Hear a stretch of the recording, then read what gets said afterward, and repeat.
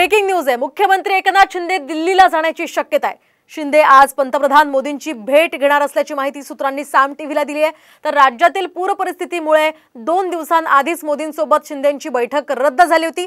या सगळ्या पार्श्वभूमीवर आज पुन्हा ही बैठक नियोजित करण्यात आली आहे आणि आज त्या पार्श्वभूमीवर मुख्यमंत्री शिंदे दिल्लीला जाण्याची शक्यता आहे। या संदर्भातली अधिकची माहिती जाणून घेऊयात आमचे प्रतिनिधी गिरीश कांबळे यांच्याकडून। गिरीश, काय सांगाल मुख्यमंत्री यांच्या दिल्ली दौऱ्याबाबत? मुख्यमंत्री एकनाथ शिंदे यांची 2 दिवसापूर्वी पंतप्रधान नरेंद्र मोदी यांच्यासोबत बैठक होती, मात्र ती काही कारणास्तव रद्द झाली।